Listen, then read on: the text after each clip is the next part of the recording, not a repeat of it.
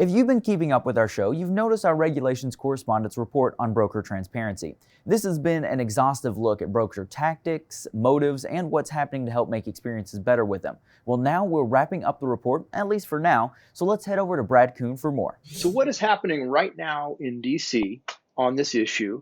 What started that? So what started it, well, I mean, it goes back decades. What really, this year though, what really brought a lot of attention to it was the coronavirus. Basically, freight rates fell off a cliff. A lot of truckers went to DC to protest for weeks, or even in some cases, I think, over a month. So that added more fuel to the fire, if you will. It really brought this issue to the forefront. So it's something we've wanted to address. That's where it comes from. What's going on right now? The comment period is still open, so people can still file comments. We certainly hope they do. There's a fair amount of comments filed already. We've sent our comments out to our members. They can use that as a base. They can pull whatever they want from it and file their own. But give the personal examples. That's really what FMCSA is looking for. And there's, other than that, on this issue, there's really not anything else going on. Once the comment period closes, FMCSA will have to go through all those comments and then consider next steps in the regulatory process. Okay. And let's also, in fairness, talk about the role that drivers play in the race to the bottom sometimes. That's a great point. One of the things we always say is don't haul cheap freight.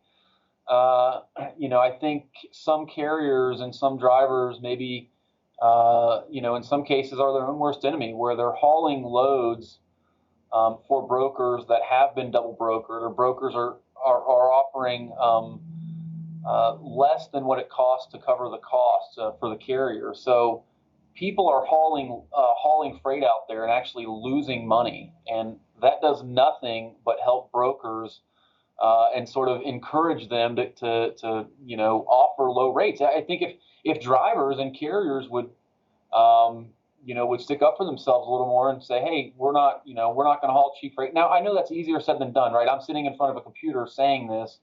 So it's much easier for me to say it than it is for carriers and drivers to actually live it.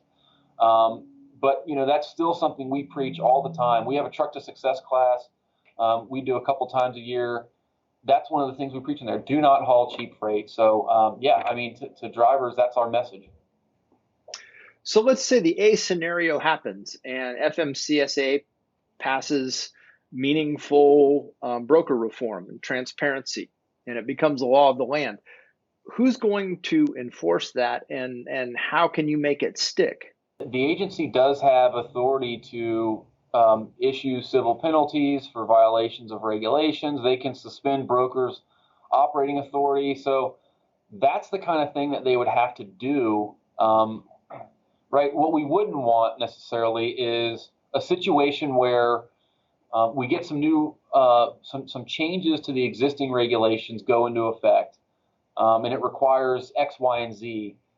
We wouldn't want to go through all of that only for the agency to tell us, well, we have no way to enforce it. But if they want to enforce it, we tend to think that they could. And more often than not, if they made an example out of one of these, one of the brokers that is, one of the brokers that's refusing to comply with the regulations, perhaps less people would do, perhaps less brokers would engage in that kind of stuff. And we see that in other issues. It's a small world. People talk. If new rules went into effect and a broker violated those new rules and the FMCSA took appropriate enforcement action, other brokers would hear about that and again probably be less likely to to engage in the noncompliance. For the Truck Boss Show, I'm Brad Kuhn. I'll see you down the road.